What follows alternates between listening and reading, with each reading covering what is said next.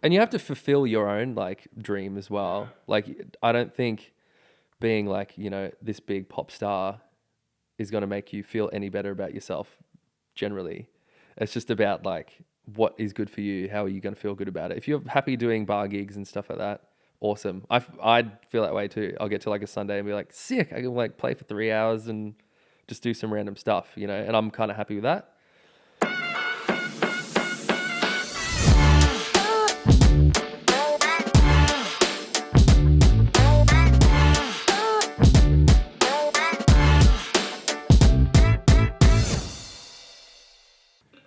First time I met you was probably about, I think you were early 20s at that point. Yeah. And you were introduced to me as a musician. And I was like, oh yeah, okay. It never really crossed my mind what that involves, what being a musician actually entails. And when I was talking to Stace about this, that you guys are committed to having to always constantly be doing your own thing. Mm-hmm. There's very little opportunities to be working anywhere else other than just as a solo artist, right? Yeah, yeah. Like as a designer, I've always found, okay, you can say that I'm a graphic designer, I'm an illustrator, this or that. Any visual artist, you can work for someone else. You can work for any company, get a job just clicking buttons doing that. Yeah. But once you're committed to being a musician, there's always that underlying aspect of having to just grind it. It's the hustle, Yeah. I feel like in Australia especially, it's like you have to hustle. You have to be doing something all the time, and it's like, that's what gets me. But I guess now I kind of work for people because I like agencies and things that they get you gigs and kind of stuff like that. But yeah, it is a constant battle, I guess you could say, of like always needing to do something. And a lot of it's not even necessarily music related. Yeah, yeah. Well, I think now because I take on a lot of the responsibility of like doing my own videos and like doing all the content and like, which requires, video editing, audio editing, shit like that, which I don't think I'm great at, but you kind of have to. Just learn along the way. Yeah. Because like, another thing that I've always just kind of got me thinking with musicians is that you have, so there are some that are just talented and there are some that's creative, and that'll be the same I think in all creativity and all those outlets, is that you can have skill and you can also be creative with what it is that you do.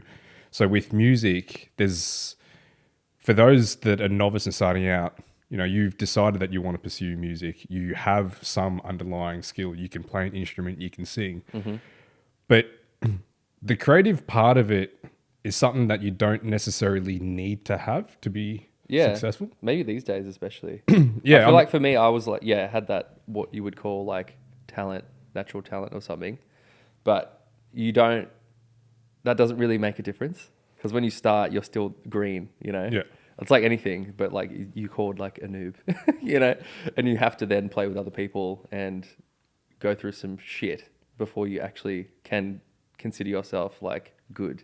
Yeah, and when you're saying going through some shit, that's having to also show, you got to do a lot of cover art, right? To show that this is my skill set, not so much how I can creatively express. And sometimes that can unlock things as well, like playing other people's songs and singing other people's songs, because you're like, and then you actually get an idea of what you want to do. Yeah. Which I feel like that's what I did.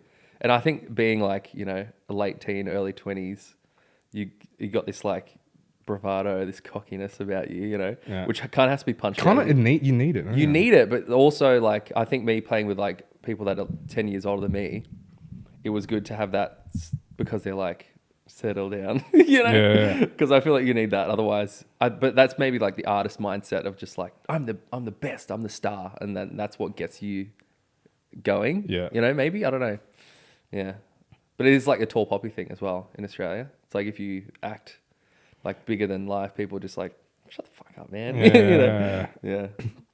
So also with that, when you had decided that you were going to pursue music, was it something that you were all in from day one, right? I mean, like I know you started playing music pretty early on, early teens, and it's that sort of commitment where once you've decided that you want to get into music, there's going back to other creative pursuits, I was saying that you can work on it, your personal projects on the side while you are working for someone else. But with music, there is always that having to do it strictly just for yourself. Yeah. So when you've decided that you're going to be a musician, a professional musician, is there that, I guess, that forethought and the foresight to be like, this is what I have to do for the rest of my life, or at least for the foreseeable future? I feel like when you start, you don't think that. But as time goes on, it becomes this thing of like, I can't give up. Because once you give up, then it's done. Or once you stop putting the effort in, you know, like you can do something for 10 years and it's like, oh, if I haven't become famous in 10 years, then I'll just give up. Yeah. And I feel that's the mentality. But it's like, no, you can just keep doing the same You shit. don't, there's no comeback stories, is there? No, and that's the thing. Like, you even watch like shows like The Voice and stuff like that. Yeah. And there's always someone on it. It's like, this is my last chance, you know. And they're like 30. It's like, what are you talking about? Like, that doesn't mean anything. Like, I was listening to a podcast about John Farnham the other day, and I didn't know this, but he was famous when he was a lot younger, but during his like 20s and 30s, he just plateaued like a lot. And it wasn't until he was like in his late 30s that he released like Whispering Jack, like the You're the Voice album. That's the one. And then he became huge. Same with like Dara Braithwaite and stuff like that. They were like in their late 30s. So I feel like all this shit about like having to do it when you're young, it doesn't matter. Nah, it's a different game though, because that's another thing. When you think like in the 80s, there were a lot of those middle-aged men that came up. They don't exist anymore, man. Yeah, I know. You know, you had your Daryl Braithways, your John Farnhams, Michael Bolton, Robert Palmer, you know, all those.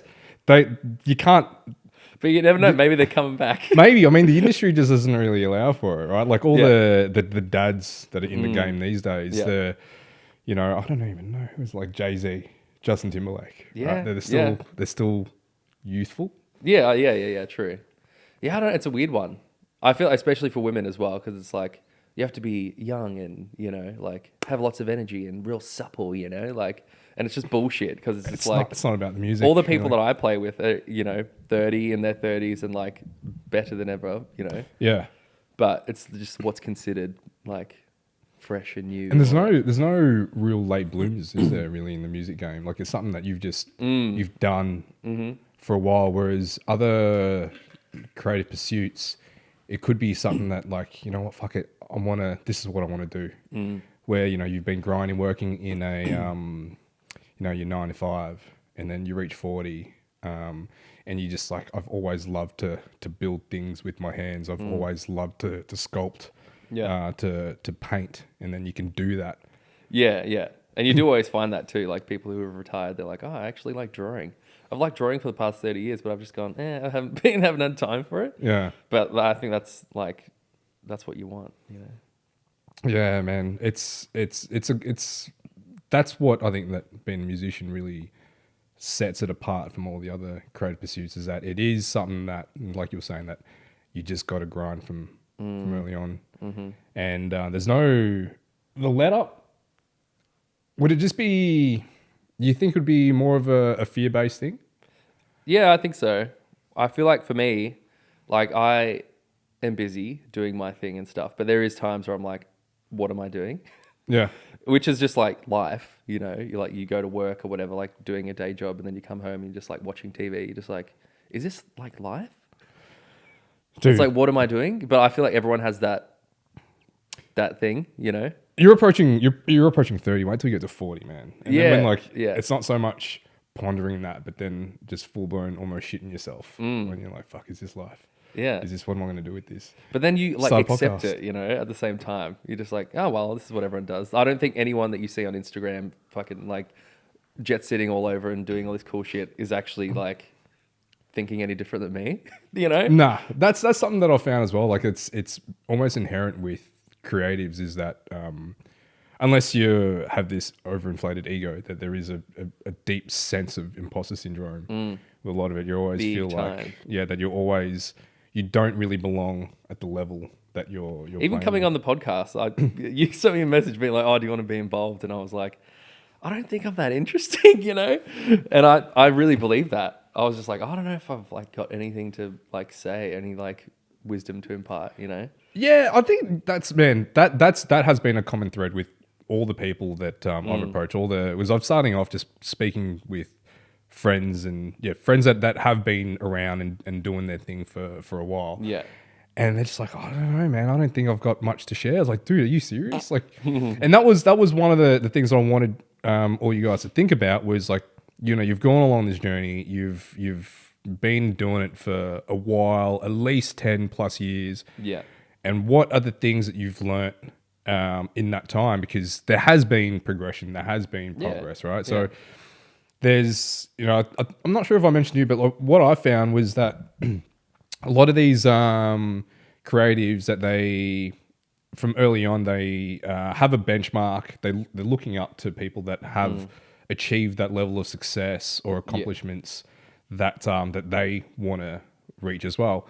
And as they're working towards that, those idols or those others that they've looked up to are also progressing. So that bar is forever moving along and moving up. So you're always chasing a goal that is ahead of you, is that carrot. And you never give yourself the time to reflect and look back and say, shit, I've actually done quite a lot. I think that's the thing, You're constantly comparing yourself to everyone else. Yeah. And unlike other pursuits, like let's just say if, you know, like sports, for example, where there are definitive metrics to say that you have superseded the people that have come before you, you know, like you've taken inspiration from others that they've set the path, and whether it be, you know, you've won more championships, you've won more, or you just it's a numbers game. Yeah, there's no stats in music. There's no stats in music. I mean, there are some awards, but you know, a lot of those are just vanity metrics as well. So But even like, you know, number of songs that you've released or albums and stuff, it's like you could have released 10 or just one really fucking good one really good one. Yeah, it's like Jeff Buckley. He only released like one album, and it's like that's considered to be like, and he's legendary. Yeah, exactly. So that's kind of cool. With most of the people that would know you, as in following you on the socials, would have come across you from The Voice. Probably, yeah. Yeah, probably. Would you say that has helped, or was it a hindrance? Not a hindrance. I met some cool people, but it always wasn't going to go the way that you think it's going to go. Yeah. Like, I think people who don't know music and they just, you know, just general people, 9 to 5 people, they see it because it's on TV. They're like, oh my God, wow. Like, and every time someone sees me out, they're just like, you must be like doing some crazy shit. Like, how is this? And you must be hanging out with Guy all the time, you know? And it's not really like that. At the time, it's kind of like, it's a bit of fun and everything. But I'd been doing it for like music for ages, so I didn't go into it being like, this is my chance, you know? Like, yeah, that was the thing, because it surprised me when I heard that you were going to go on it. Because you're already on a bit of a trajectory. You were doing your own thing and you were finding a bit of success there. Yeah. What were your expectations going into that? I don't know. All I wanted, maybe, I mean, the thing with music, it's all about FaceTime, you know? You want people to just see your face and know who you are. I feel like for my 20s, I've always had this feeling of like, people don't know who I am really, even like in the small Melbourne music industry. I feel like I've just been this kind of like, I'm doing gigs here and there, but I feel like no one really knows me. So I think maybe it was a vanity thing as well for me as well, to be like, here I am, everyone, you know, which is maybe not the right reason to do it, but I think I had something, so I just thought, why not do it? You did it well, man. Thanks, man. Yeah. But I feel like everyone does it, and why not just give it a go? Yeah. Because you never know when it's going to stop. Because I feel like it did, like Idol was a thing, then it stopped, and then it was like X Factor that stopped, and I was just like, maybe not the right thing for me. But yeah, it just happened to be a thing. I think I got poached by someone from the show, and I kind of messaged a friend, and I was like, should I do it? And she was just like, what have you got to lose? You know? Yeah. So I just thought, why not? Yeah. Yeah.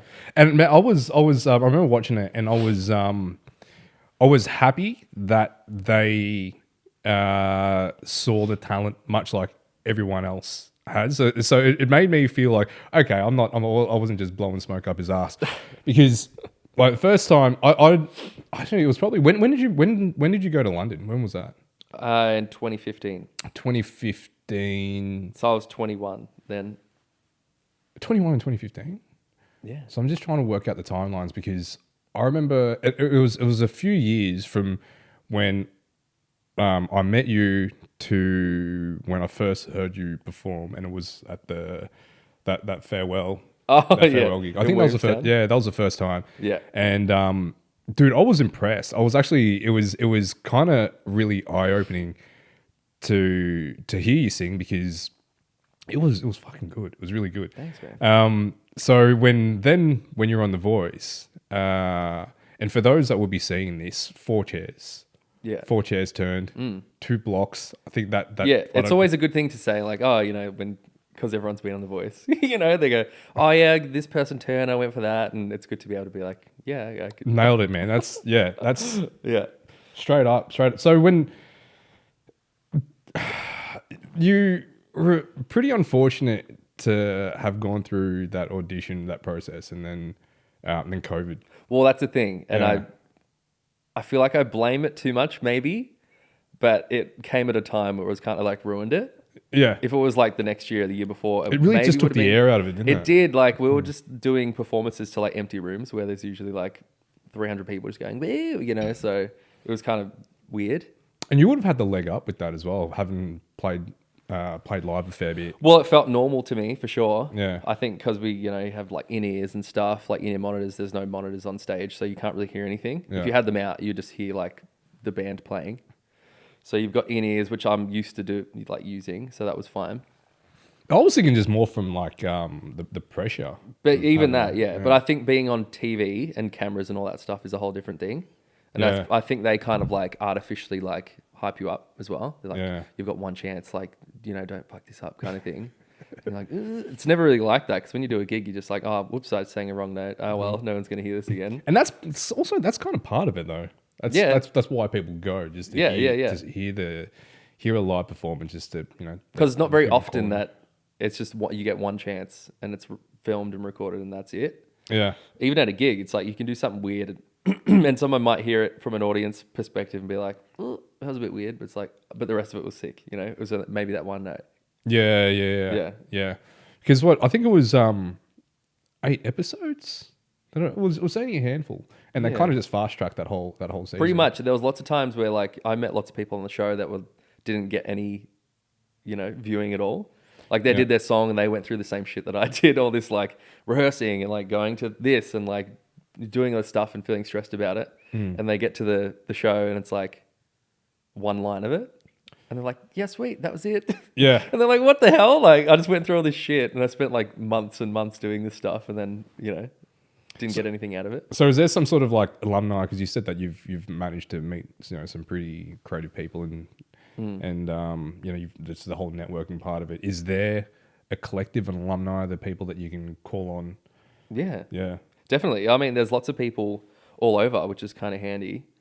Some people who don't do music anymore, really. Yeah. There's one guy who went into acting and now he's on Home and Away. Oh, cool. He's probably like That's how it goes. the dream story from that, But he came from Perth and I think his whole thing was like, I'm moving to Sydney and this is going to be my thing. This is it, And he nailed it. And it's like the best thing ever. But yeah, lots of people still do music and they come down to Melbourne sometimes and we catch up. So it's that, I think that was the thing out of The Voice that helped, Yeah. But yeah, COVID was the thing. Like I didn't really get the chance to do any like corporate gigs because I think after that it's kind of like you can do a show at like the Palladium for like some big event and they pay you like whatever you want kind of thing. Yeah. But I just didn't get that. Like maybe No for the events. first year, it's kind of like you can do that. And then if it works, but I was kind of already doing that stuff. So it didn't really matter.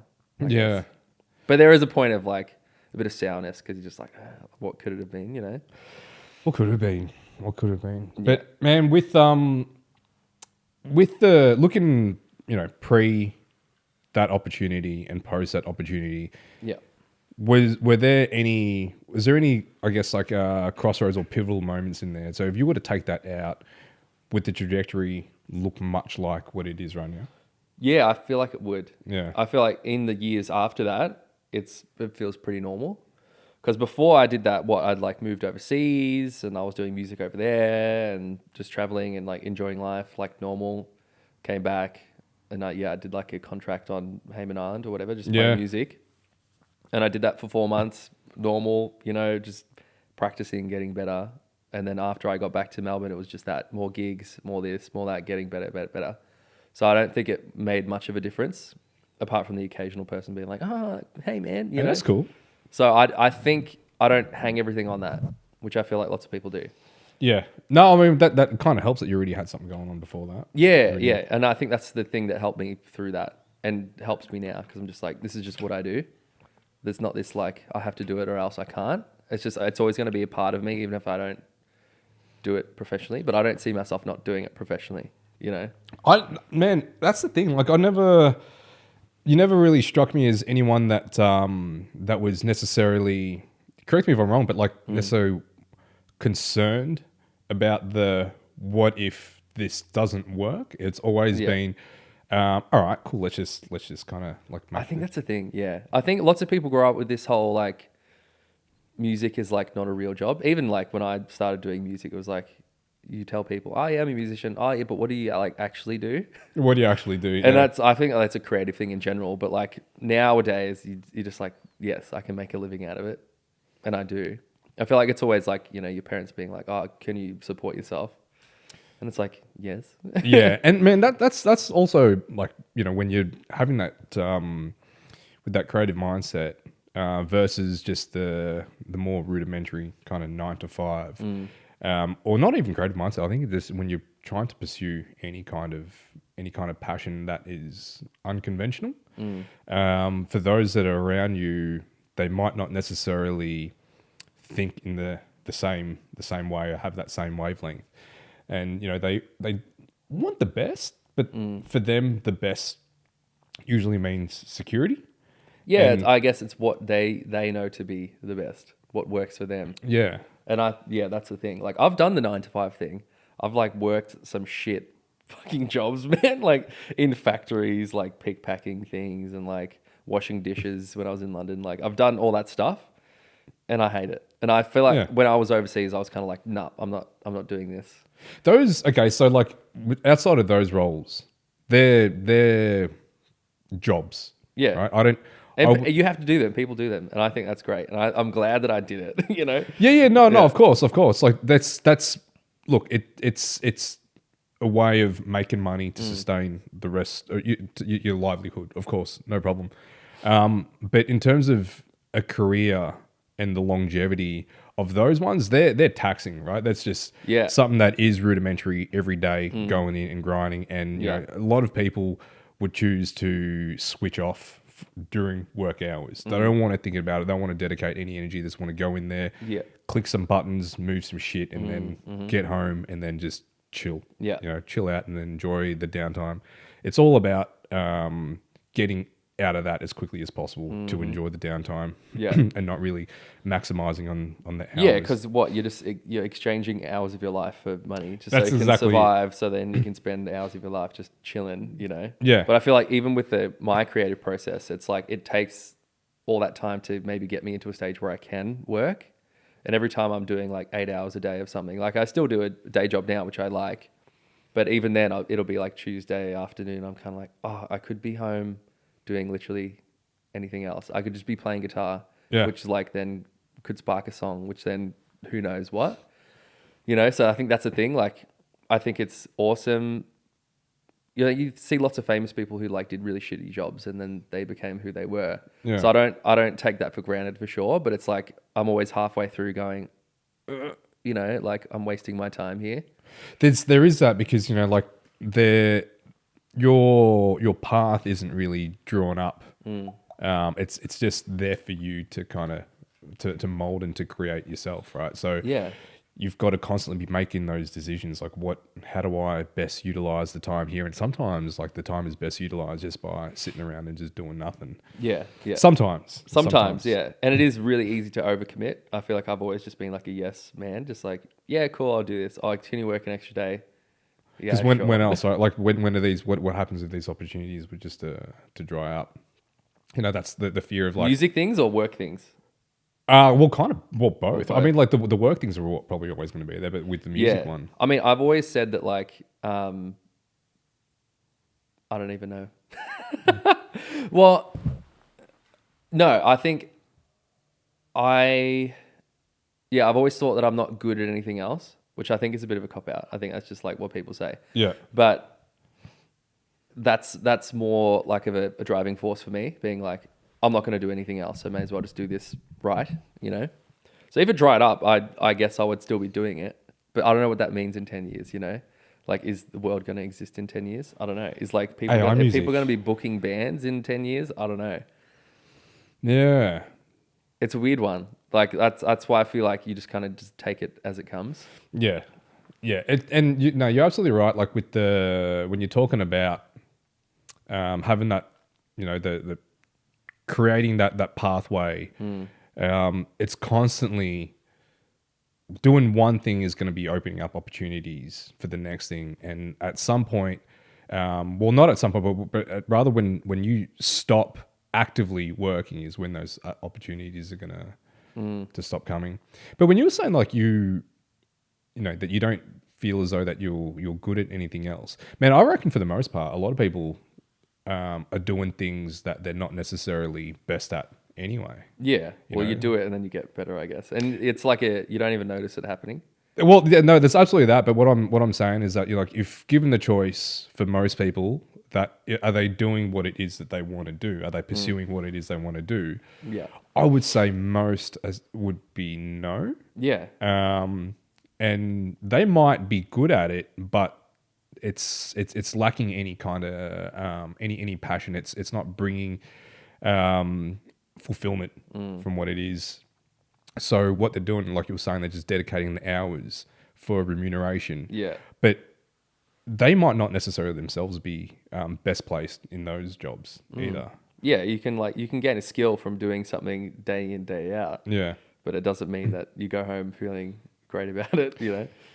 So with your music, naturally you're going to be listening to a lot of music to find inspiration and just to help you find your voice, so to speak. I guess so, yeah. Would you look elsewhere for inspiration that's outside of music? Because I don't know much about music, but I know that when I would have specific playlists depending on the type of job that I'm doing. Yeah. Because I know that it does elicit certain kind of emotions that I want to inject into the work that I'm doing. Yeah. So that's what I get out of music. That's the value it has for me. But on the flip side, if you are a musician, what else do you turn to get inspired? I mean, you can just draw on life experience. I think that's the biggest thing. And it's a tough one. I feel there are people who can like look at a beautiful mountain vista and be like, oh, like it's come to me, you know? Yeah. But I don't really see it like that. I guess it's like human interaction is a thing for me. Like I'll see something, go, oh, that could be cool, and I'll like write it down, you know? But other than that, it is listening to music. But that's also like a double-edged sword, because I feel like if you listen to enough music, it can inspire you, but then you kind of like, you have this mindset of everything's been done before. Like I like music from like the 60s and 70s, right? Which is just like, it was on the cutting edge at the time. And I feel like lots of stuff has happened since then, but that's like, as a songwriter, that's like the epitome of songwriting to me from that era. So you listen to enough of it, and then as soon as you pick up a guitar, like play the keys or something, and you go, oh, that sounds like this. So then it stops you dead in your tracks. It happens all the time. So I feel like that's the only thing with, you know, maybe I should have another outlet or another like inspirational tool. But I feel like that's the thing that gets me, you know. Do you think that music has one particular, well, at least in pop music, that there is a very tight, specific formula? Yeah, well, definitely pop music, because it's called like the pop form, you know. It's just like verse, chorus, bridge, chorus, you know, solo, you know, and it's always the same. And that's how I hear music. Yeah. And it's rigid. It at times, like you can change it up. Like Roy Orbison is famous for like changing it up a lot. He would just do like verse, end, you know, or like really weird timings of the bar. Like you can do that. But I feel like because I've grew up listening to that music, I'm kind of like, it has to be this, it has to sound like this, and it has to be correct, which I feel like gets you stuck as well. Yeah, well, I mean, as a visual artist, you got to, well, you don't have to, but I suppose that the way that you are going to draw any attention to your work or for it to resonate is to do something different. Mm. And there's when you're talking about like more popular works, okay, in terms of visual works, Yeah. they have often broken the mold and they have set themselves a trend. Yeah. But with pop music, it kind of feels as though that you can't do that. Like, how many trends are there? There are anomalies, like, of course. Yeah, but how many times can you break the mold? I feel like music now, like pop music now, someone will come out with something that's like TikTok famous and everyone's like, wow, it's so different. But like you listen to it and it's got the same chords as like an old David Bowie song Yeah, man. or a Michael Jackson song. And it's similar things to that. And people that don't know the music are kind of like, oh, wow, it's so cutting edge, so different. But you know, you listen from another perspective and it's like, it's the same old shit. Yeah. So I think that's hard because there's only 12 notes in the scale. And that's what every song ever, apart from like, you know, microtonal music, which is a whole other thing. But like every song you've ever heard is just one of 12 notes in different sequences. It's like, how many times can you do that? And I feel that's the hard thing. And not infringing copyright. Yeah, exactly. Which is the thing now. It's like you can't not do that. So yeah, there are people who have like broken the mold to be who they are. I like to ask. I've got to probably ask that question to AI. Like, what are what's the finite number of combinations for all songs? Yeah. Because like theoretically there has to be. Right? Well, have you seen that video? It's like, you know, they play the same 4 chords and it's like 50 songs and they just like play the same thing. That Axis of Awesome thing, like. If you haven't seen it, I'll link it to you. It's like, what?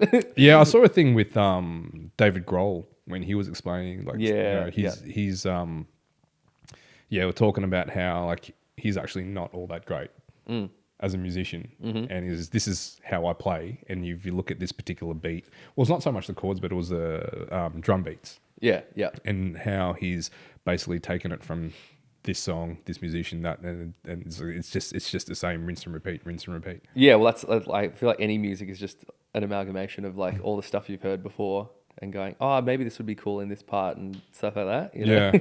Which is what makes it fun, is being able to just pluck things out. And like, I don't think people aren't worried about copyright in that regard. They're just like, I want to write a song that's like this, in this style, that has like the same lyrical content as that, and then you just go and it like becomes something fresh and new. Yeah, but that's the thing. I can hear something that I've written. Like I wrote a song a while back, and to me, I was like, oh, this sounds really cool and different. And I played it at a gig for the first time, and then I heard from a friend that was at the gig. They're like, oh, it's Dreams by like Fleetwood Mac, because it had the same like movement, and I never thought of that. And that's the thing. Like it's always someone else's ears that can put meaning into it. And just subconsciously, when you're talking about, when you're listening to other music for influence, for sure that's just going to get embedded in there. Of course, yeah. And like we'd be at the supermarket and whatever song it is that they're playing in the background, and I wouldn't even be conscious of it. I'll just come back home, unpacking the shit, and then I'll just be playing that. No, where did that come from? Where did that come from? Yeah. So, and that's just me. There's someone that's not even musically inclined. If you're listening to it and really embedding yourself in it and trying to actively draw inspiration from it, then how are you getting meant to help from that actually just directly influencing? Yeah, I feel like even sometimes I'll be writing something, be like playing guitar, I'm like, yeah, cool, this sounds cool. And then as soon as I hear another song that it sounds like, I can't go any further because I'm like, oh, well, it's a song, shit, even though it could be like completely different. But it's like, it's the worst thing ever, because like you're always searching for meaning. Yeah. You're kind of like, oh yeah, cool. Oh, okay, no, I can't do that. And you just have to put it down and start something else, which I think is kind of fucking shit, like so many songs are the same. So why can't you? Why is that such a problem? Why do you think it's such an issue in the music industry? Them being, I mean, I understand why it's necessary to be protecting the copyright, but why have it so tightly protected that it's stripping away a lot of the artistic freedom? Yeah, I mean, that's the age-old question, really. Because as we said, there's only a finite amount of combinations. Yeah. So there is going to be things that are the same, but I don't know, unless you're not like fully copying it. Yeah. But even then, like as I said before, you can write something that you think is totally different and unique, and then someone will listen to it and be like, oh no, it's that song, and you go, I didn't know that. Yeah, because like I know that with say with doing some visual identities and branding, that there is, it's just shapes, right? Essentially just shapes and colors. And there are there's a limit to how far you can protect a shape. You can't stop someone from using, say for example, a blue square. Yeah. But there are certain colors in the spectrum that, like for example, Cadbury's purple is Cadbury's purple. Yeah. I don't know. They're pretty militant about that too. Hey? Yeah, they are. Yeah. Much like how I think like I'm going to assume Coke as well with their red. Yeah. And I don't know how well they protect it, how many degrees either side, because it's a spectrum, right? Like there's this infinite shades. Bunnings green, you know? That might be a thing. I don't know. Yeah. Yeah, but with music that I remember, was it the who was it? Was it the that Kookaburra sits that? Oh, that was Land Down Under. Land Down Under. Yeah. Dun, dun, dugga, dun, dugga, dugga, Dude, dugga, dun. I couldn't hear it. I couldn't hear it. Like, I never knew that either. Maybe I didn't know that other that children's song, but I'm like, that's some kind of bullshit. that's Seriously. not, man. Come on. And they yeah. lost. They had to pay. They had to. Ridiculous. And I think Ed Sheeran as well. And like, who else was it? It was like a Marvin Gaye song, and it had this like similar drum beat. And it's like, fuck, man, like that's a very common thing. But it's just a different song. It's just a different song, Yeah, right? Like yeah. if the final piece is going to be different and it's resonating with different people, it means something else to them. It's a different thing altogether. But that's the thing, like producers, especially and writers, and that they go in with like, okay, we're gonna write a Marvin Gaye song today, and you go, okay, cool. Like you set a brief, and then you do it. And I think that's what happened in that regard. I think they're pretty similar. I forget what song it is, but it's like, oh no, it's Ed Sheeran and Let's Get It On. And it's the same chord, same movement and everything. And I think he didn't have to pay, or maybe he did. I don't know, but like it's that you go in with a brief, and that's the thing. And you can write the same song, but it's. Have you got briefs like that? Yeah, I think you go into it with like it's hard when I'm by myself because I'm just like you just whatever comes out comes out. Or are you like, I want to write myself a Marvin Gaye song? Pretty much, yeah.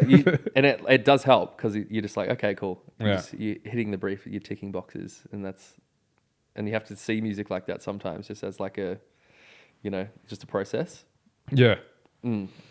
With when you started seeing what, early teens, mid-teens kind of thing. Yeah.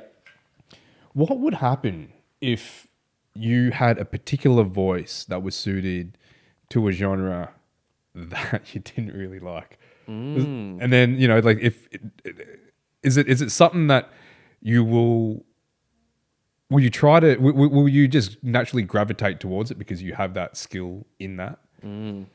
That's a weird one, actually. I feel like there's so many singers that don't do the thing that they should be doing, Yeah.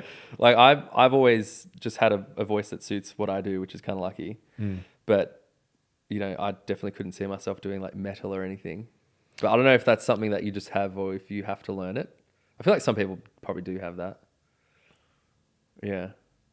No, I'm lucky that I can. Or it could just be a matter of then just like using what you have and then injecting a different quality into the genre that you like. Yeah, I think it might have helped that I have done lots of covers. Because I've just done a lot of different things, and I'm going, okay, I can do this, can do that, but like I'd better hone in on what this is that I do. Man, your range it's pretty impressive. Like you will go from doing a lot of more upbeat pop, a lot of country. You got a lot of country influence in there as well. Big country head, yeah. Big country. Does that come from your dad? I don't know. I guess so, yeah.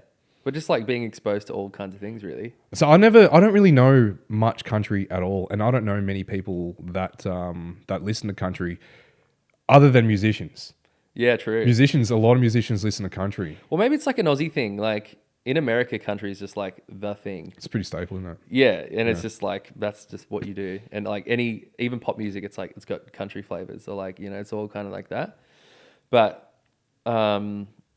I think I like it because of the songwriting, because it's all about the songs and they speak for themselves, and it's very like emotional at times. And you kind of think country of this as this like, you think people like cowboys, and it's all like you don't show your emotions, and it's all this kind of stuff. But it's like the complete opposite.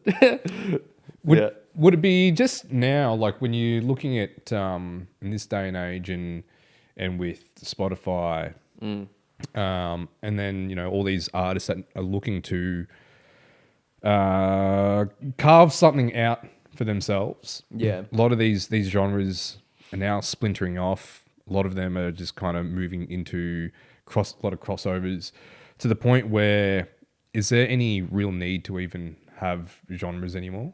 Or could it just be, this is, you do this music, you do that music. It's very specific to you. Yeah. I feel like lots of people, they draw party lines between, different things. Like, oh no, I like pop music, and then no, I love metal, and then like anything else is like shit as a result. And it's like, I don't think it should be like that. Like it's all derived from the same.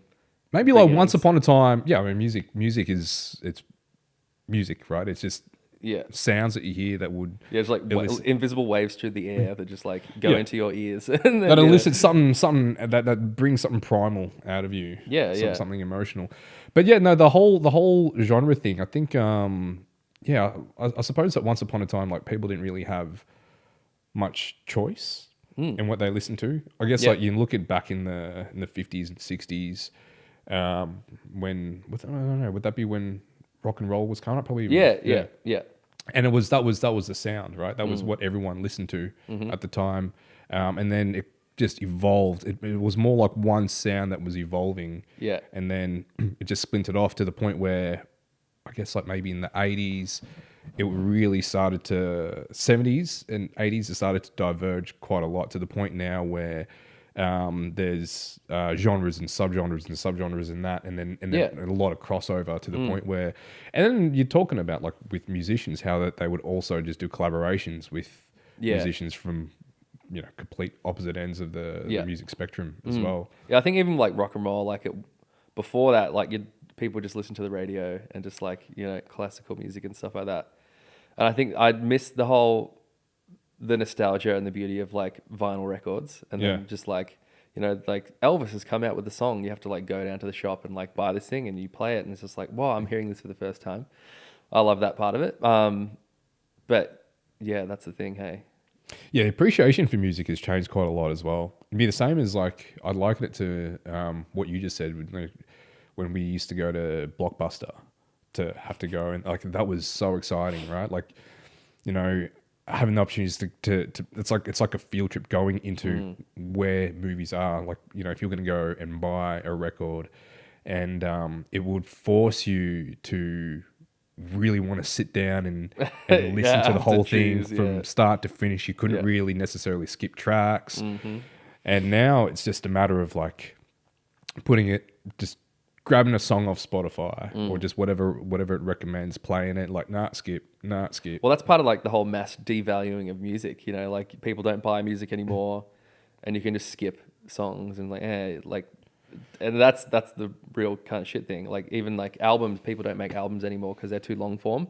People can't hold their attention for more than 3 minutes, usually one song. People aren't going to be listening for 40 minutes, Yeah, there was an interview with Ed Sheeran when he was talking about how he figured out how to crack the Spotify algorithms in the way he wrote music, by just putting the hook right at the start, when people are just you got to capture that straight away. So you just put the meaty part at the start. So now with something like Spotify, your music would now, or the music that you release that's out there for people to listen, would it just be more like how a movie would release a trailer? Yeah, right? true. It's like, this is what I can do, right? Like almost like a show reel. Yeah. And if you want to experience my music, you'll have to come and see it live. Yeah. Well, it's always like that, like 15-second thing, like if you don't capture someone in 15 seconds, then they probably won't go to the next stage and actually listen to the song. Yeah. And I think that's the hardest part, just to like get people in with that little amount of time. And I feel like that's kind of like, you feel like a bit of a fraud sometimes, because you're like, I'm trying to sell you something here, but I don't believe it either. So how do you combat that? Well, I'm still working it out. I feel like lots of people are just like, they're good at being in front of a camera and selling themselves in a way, but the kind of purist musicians are like, oh, the music will speak for itself, and if I build it, they will come mentality, which I think I'm kind of stuck in at the moment, and I don't know. Like, what do you? I mean, I don't know, man. I mean, they're probably not wrong. They're not wrong that if you like, there's always going to be a segment of a market that is defying the broader populace, right? The ones that are willing to give something else a go for, if nothing else, for the benefit of just wanting to try something different. It's definitely a harder area to break into because how do you find them? How do you reach them? Yeah. And that's the thing. I feel like doing what I do, I know so much music and so many people that are doing this kind of thing that to me it feels really oversaturated. But like if you look at the larger scale of, total population, there's like 0.0 something percent that do what I do. So I think it's a perspective thing. It's like I feel like I'm one in a million people doing this, trying to build up their music and like climb the ladder and be someone. But it is a very small industry. So what would be the process for that? So once someone has decided, or I don't even know if decision is the right word. It's something that you probably it would just naturally just happen, right? Like if you budding young artist has decided, or at least has put themselves in a position where they can potentially make something of this. Yeah. What are the steps? What is the first thing that they will have to do to get that process going? Well, I mean, you have to have music out. So it's just like you need to record and like even you don't even have to hone your skills in anything because nowadays you can just like get in a studio and piece it all together. Yeah, because there's really no formal education, so to speak, right? A lot of it is just self-initiated. You can go get your classes and whatever else. Yeah. Like I did a music degree, like I did half a music degree and I was like, probably not for me. Yeah. And I haven't thought about it for, 10 years. What would be the point of a music degree? I know, like even at the time, 10 years ago, people were always like, oh, it's just a piece of paper, like if you're not going to be a teacher or a professional in that academia or something, then don't worry. Yeah. And it still holds true now. Like I feel like the only reason why you do that is to meet other people. Yeah. And that's how you can then get the ball rolling. So you can like create a band and then you can like record that stuff and then do gigs, So I feel that's the way to do it. I feel like if you were just by yourself, not knowing how to start, it would be debilitating because you're just looking at people on TikTok going like, oh yeah, I want to do that, but I have no idea how to like do that or start that. Yeah.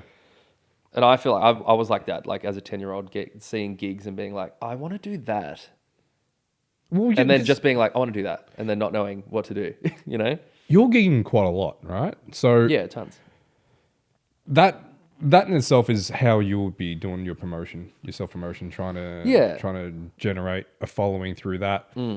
But with that in itself, you need to have something even before you even can start gigging, right? So it's just creating content, right? Like so just putting your music out there. And I think it's always been a thing, but I'm not sure if it's a recent thing where if you want a gig, even if it's like a public covers gig, people want to see you beforehand. Usually you can just call out and be like, oh yeah, I'll do a gig. And they go, yeah, sweet. Yeah. Sunday, 1:00, But lots of the time it's like, I need photos. I need like promo stuff.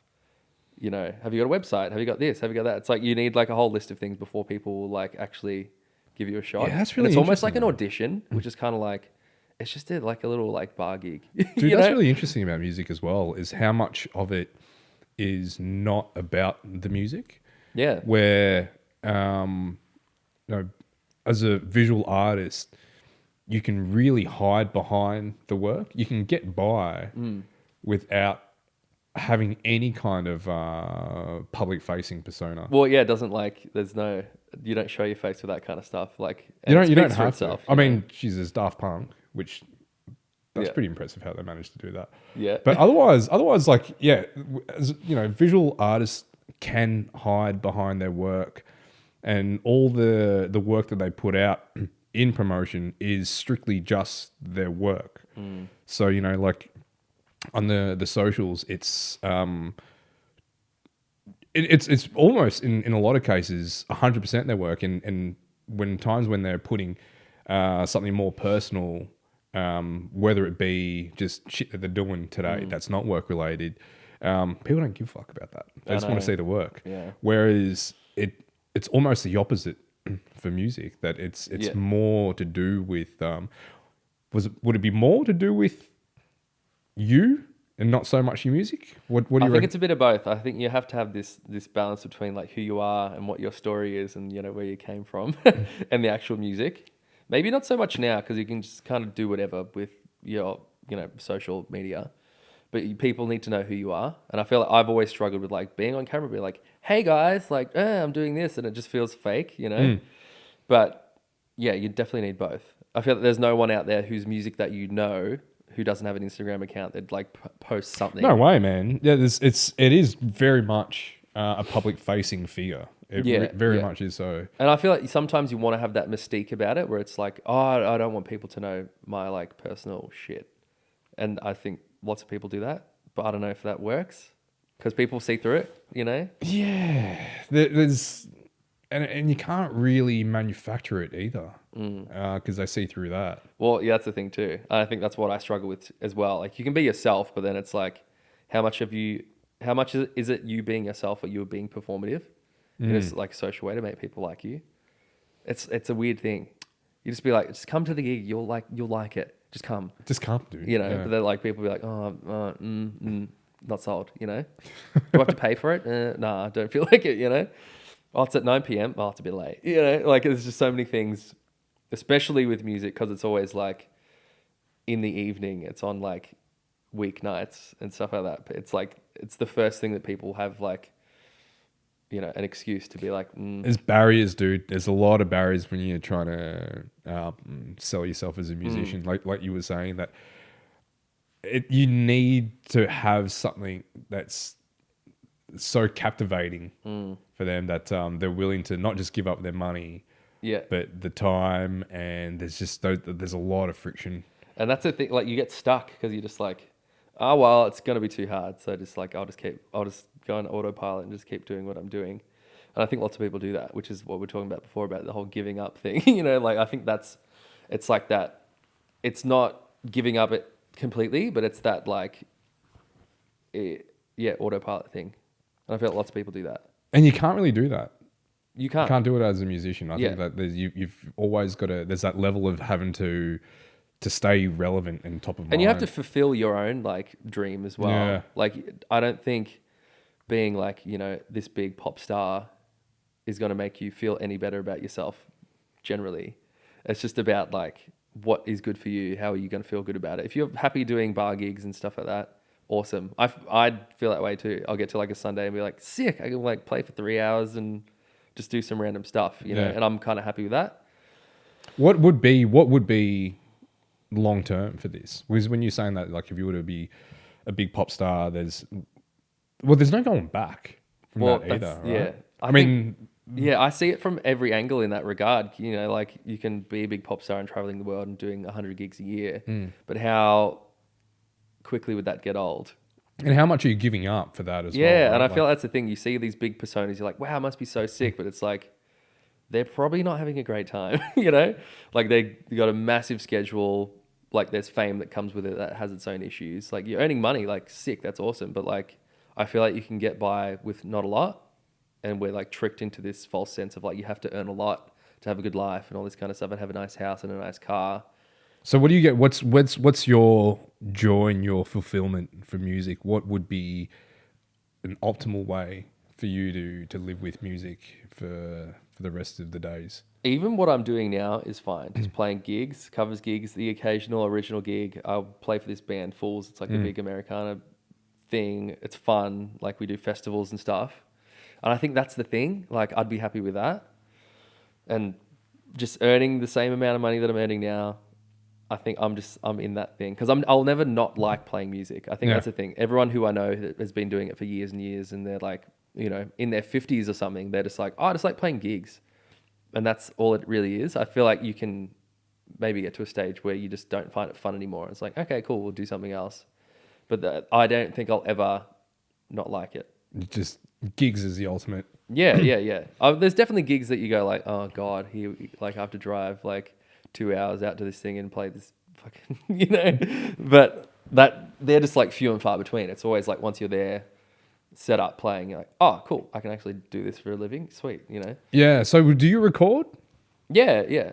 I Yeah. do lots of home stuff, like demos and things like that. I've got a new song that's in the works at the moment. Yeah, cool. Hopefully it should be out like in the springtime, I guess, hopefully. Yeah. But it's been the first one in maybe like, nearly 2 years. Yeah, wow. Was it Fire? That was Well, that was like maybe 6 months ago.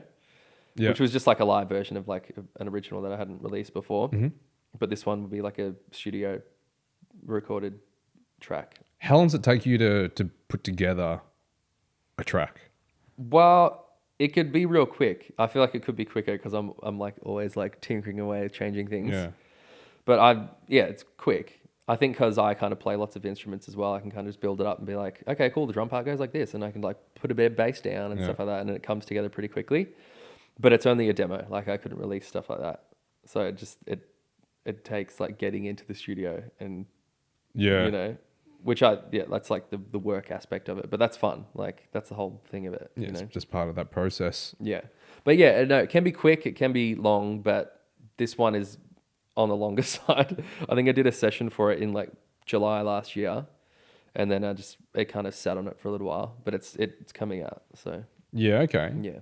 With the production side of things, then would it be? How hard is it for you to get to a point where like, all right, I'm there, or yeah? I've struggled with that a lot. Like I feel like I've released a few songs, and you always listen back and you go, yeah, it's okay. I don't know if that's just me, but there's like so many things that I do, even if like I've just released a video or like just a short form thing. I kind of watch it. I'm like, I don't really like it. Yeah. But I don't know if that's me, just like listening to it, because you have to listen to things like 100 times plus. Yeah. And then do I know what the difference is? I don't know. Couldn't it be better? It's like tasting something and being like, I don't know what it needs, and then you just end up being like, it doesn't taste like anything anymore. I feel like that's maybe a universal thing. Yeah. Universal.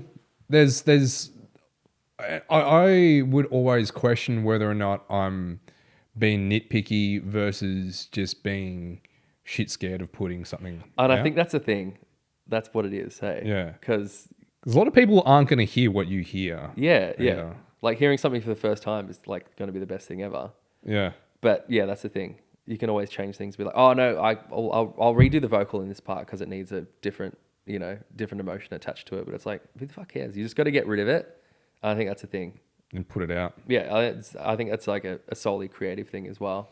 Just putting it out. I feel like the thing that is in our way is ourselves. Yeah, man. There is that vulnerability, and in terms of music, there is a lot of yourself that you're putting out there. Not in terms of just you're having your creativity critiqued, but like I was saying, visual artists can hide behind their work, whereas musicians you can't. It is your voice, it's your face, and it's such a subjective thing. You could be like, "This is the best thing I've ever done," and someone would be like, I don't know. I kind of like the first thing you did. It was like a bit more like, chill and like raw. Yeah, and because you're constantly drawing inspiration from, like you were saying, from life, and you spend your life learning, developing, maturing. So naturally, your influences you're going to be changing in the output of that. Not just your music, but the way you communicate with the people around you, the way you conduct yourself is always going to change. So, and it's not for everyone, Like you think of like someone like Coldplay who like their first two albums were like big smash hits, and everyone's like, oh my god, these guys are great. But like they've had such a long career that they've changed over time. Yeah, they become more pop, and they have this big stadium thing going, and like their diehard fans are always going to be like, oh, this sucks. Like you should just do something that you did before. But it's like you can't expect people to be the same. Yeah, and as they mature, the early. I mean, geez, when did Coldplay first come out? So that would have been. It was like 2000, maybe like 1999. Yeah, I maybe. think. Oh yeah, maybe around about that, wasn't it? I think that's when their first album came out. So you're talking 20 years, right? So they've matured and grown in a certain way, and their fans would have not necessarily have grown in that same way as well. So there is going to be that. And you see that and you're just like, okay, I'm just going to fucking release whatever I want to release. And if you don't like it, no worries. But that should always be the mindset. And that was one of the reasons why we're starting this and doing a podcast is I've always enjoyed just chatting with people, especially with different creators, just trying to pick their brain. And I've always been able to hide behind my work. So when recording, I always hated putting my face up there. I'm the same. In something that like people see your face constantly, I'm like, oh, know? But then I thought, who gives a fuck? Right? Yeah. Like that's just put it out there and That's so good that you're doing this, I reckon. Thanks. I can't wait to see the whole plethora of other people. Yeah, the whole library. Yeah. So, man, I have no idea where this is going to go. There's a few people that will help just get the ball rolling. I want to see just the spread and the array of different creatives as well, and just move and parlay into different industries. And I think for me, it'd be interesting to hear other people having the same ideas that I have, you feel like you're the only one that has. Like they're doing the whole thing of like, oh, I don't want to like action this thing because I'm a bit like, There's been like so many commonalities that already just speaking with different people, not just even prior to doing this, but all the meetings and just all the catch-ups that I've had. But most definitely now when starting this, I've just became more cognizant of I gave you a brief saying that these are the touch points, right? These are the things that we may or may not cover, but just have a think about this. And then when speaking with the people before coming on or just shooting the shit, there have been a lot of commonalities in their approach to the work. And a lot of it is coming from a place of fear, I want to say. Fear. There's insecurity as well. Insecurity. And I feel like in this kind of environment, you feel a bit more vulnerable to like release that kind of stuff, and then you watch back and you're like, oh, I didn't realize. And it's just a matter of getting comfortable with it. So I think that the more for me personally, the more of these I do, the more comfortable I want to feel doing it. Yeah. But like I'm speaking with people that I've spoken with before. We're just talking. Right? Yeah. So now it's maybe a little bit more not orchestrated, but we're speaking on specific shit rather than just talking garbage. But no, there certainly is more. There's common themes in how a creative would approach their work, and it doesn't even. It's not exclusive to the industry or the field that they're in. There is certain, like you were saying, that insecurity, the inadequacy as well, and don't know whether or not that's just to do with creative people or just people in general. But it's a comforting thought knowing that other people are going through the same thing. I think like because it's easy to be like, oh no, this isn't working, I'm just gonna like give up and stop. But like it is nice to see that and be like, oh cool, it's not just me. Great. No, it certainly isn't, man. And I wanted to chat with you about it because you're one of the people that I know that are completely comfortable with doing what it is that you're doing. At least on the surface, it just seems that way, right? Yeah. And like I was saying, that you would have this. It's not. There was no lack of confidence. Not to say that you were overconfident. Yeah. But there was no lack of confidence in you just saying, okay, this is what I'm doing. And I'm just gonna.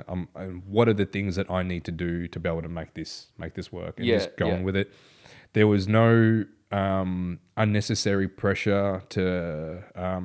Again, just seemingly, this is how it looks on the outside. There was no pressure. Maybe that's the whole orchestrated thing. Maybe it is, yeah. Right. Like it didn't seem that that you were putting unnecessary pressure on yourself to have to achieve certain things by a certain time. Because life gets away from you, man. Like years pass and you're just like, oh, what have I done? Dude. And you're like, when you're 30, how soon now? Like a couple of next few month. Weeks? Yeah.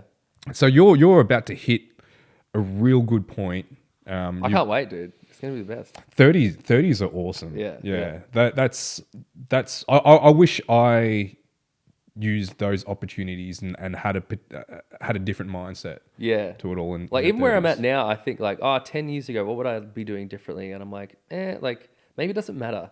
Maybe that was the decade of just like working it out and like this will be the thing. Maybe I'll think that when I'm 40 and be like, oh, maybe I should have done that different, 100%, man. I think that there's not enough credit given to the journey and the process of things. Yeah. And where you arrive at the end, it's thanks to that discovery bit. It's thanks to a lot of the fuck ups along the way as well. Yeah. And I think that I know for me that I put a lot of pressure on those and use them and didn't use them as opportunities and wore them too much and had them as reflections of myself instead of being like, you know what, if you just stumbled there, maybe use that as an opportunity to grow from that. Yeah. And you don't even realize it half the time. You know, you're just like, if you think back, you're like, oh, that one moment is why I'm here right now. And you're like, I didn't think of that at the time. It was just like, I'll just like make that choice, like in the fork in the road, you know? Yeah, and it's the attitude towards those moments as well. There's just opportunities everywhere. Yeah. I was reading The Obstacle is the Way. Oh, cool. I got it. Yeah, good. And I love all that kind of stuff. But there was one part last night about, who said it? Like Richard Branson was just like, you know, it's like opportunities are like a bus, you know? Like there's always going to be one coming along. Always, so I think that's a good thought to have. Yeah, and man, and I've definitely dwelled so much on ones that I've missed, but there was no point because But you don't want regrets though.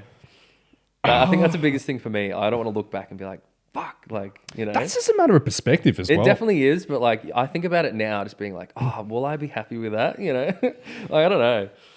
Because there's so much that's out of your control. Yeah. Especially when, you know, your timing, like, you know, when you're putting, so for example, going back to the, when you're on The Voice, the timing of that, it wasn't favorable. Yeah, but I couldn't have done shit to change that. So no, you couldn't have. You couldn't have. But then in retrospect, like, how different would things be now, and would they necessarily be for the better as well? If I think about it, if it was any different, I'd still be here in the same place. Yeah, I mean, definitely, yeah. There's that possibility. But then, you know, you think about all the because you were saying that what you love to do is gigging. That's where you find your joy in your work. And then, you know, if you were to have a bigger star coming out from a show like that, would it have taken that away from you? And would you have to be curating your presence, your profile differently? That's an interesting question, actually. But it didn't really happen, so. Yeah, exactly, right? So it is what it is. Yeah. No, man, it's I think the music as a career pursuit, it's always been something that I would, you know, observe from a distance. I mean, like, that's got to be one of the hardest creative outlets. Oh, it's fucking tough. Yeah. But it's also easy at the same time. Because when you just know, you kind of know. You're like, oh, cool, I'm going to do this, and whatever happens, happens. But it is that pressure, you know, that constant pressure to, like, literally having to perform. Yeah, and just like make something of yourself. Like, it has to be this big thing, but it's really not. You know, so it's not, but man. it's easy for me to say that as well. To be like, oh, you just do it, and it's like, oh. Has your mindset shifted? Has it changed much over the years of you? Yeah, I mean, I think when I was like in my early 20s, I was like, I want to be famous. You know, like this is going to be a thing, and I feel like I still have that now. I welcome it if it comes, sure. Yeah. But I'm not like living or dying by that. What is it about that? What is it about the fame that would attract musicians? It's just the being heard part, you know? And I think you see people that you love musically growing up and you're like, oh, I want to do that. Like, I guess that's what that means to be successful. Yeah. And that's like anything, you know? It's like, what is successful? What are you happy with? That's the thing, right? Like, what's your metric of success? Yeah. And I think as I get older, I'm kind of just like, it doesn't really matter. It's like, it's going to happen. Just have fun. And even like coming into this podcast, it was kind of like, oh, I don't really have much to say. But then I was like, actually, I've done a lot of stuff, a lot of cool shit, you know? And wouldn't change that. And I've put effort in, but like, it's just happened. Yeah. So it's just like, just go through it. That's let it. it happen. Just like, let it in, like, you know? You take on one step, then that creates all the opportunities, and you just sit on that and you figure out what the next one is. Yeah, no regrets. Yeah, no, man. But I think that with the fear side of the fame side of things, I think that there's it. I mean, from what we see, it looks pretty glamorous and should be the pinnacle, or the more definitive metric of your success. But then it's also like, when are you giving up?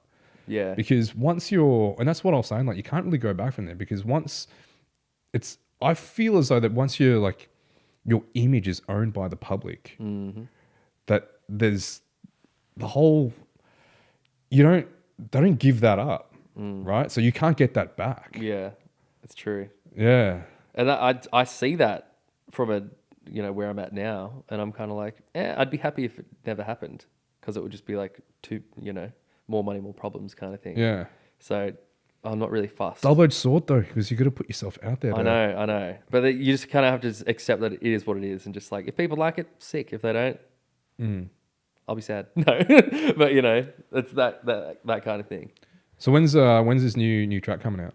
Hopefully, in like maybe October. Mm-hmm. I'm not sure. I was meant to be out earlier, but like, we're going to the States in a couple of weeks for like 2 months. So it's kind of like, I can't do anything there. You can be gigging while you're overseas? No. Just full-blown holiday. Well, it'd be good because I kind of need a break vocally, Okay.